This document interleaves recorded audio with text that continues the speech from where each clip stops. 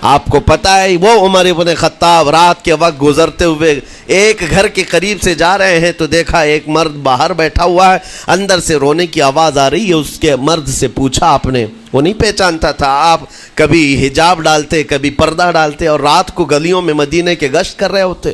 اس مرد سے پوچھا کیا معاملہ ہے؟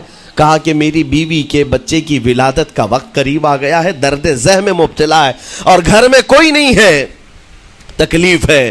جانتے ہو حضرت عمر فاروق رضی اللہ تعالیٰ عنہ اپنے گھر سے اپنی بیوی کو, اپنی بیٹی کو, اپنی بہو کو بلوایا اور کہا جاؤ یہاں پر گھر میں بچے کی ولادت ہونے والی ہے, اس کی تیمارداری کرو.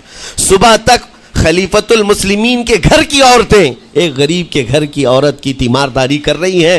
جب بچے کے ولادت کی آواز آئی, سب سے پہلے مبارکبادی دینے والے عمر ابن خطاب ہیں.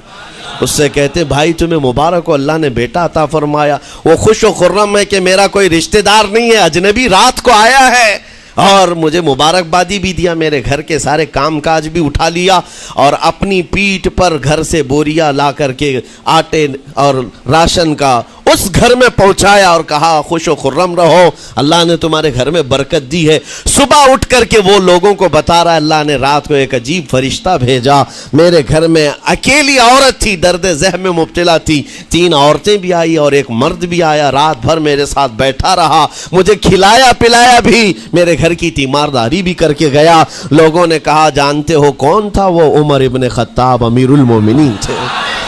دنیا کو یہ سیاست کا سلیقہ دینے والا اسلام کا وہ عظیم سپہ سالار ہے. آج بھی آپ کو میں بتاؤں اٹلی میں اور ڈنمارک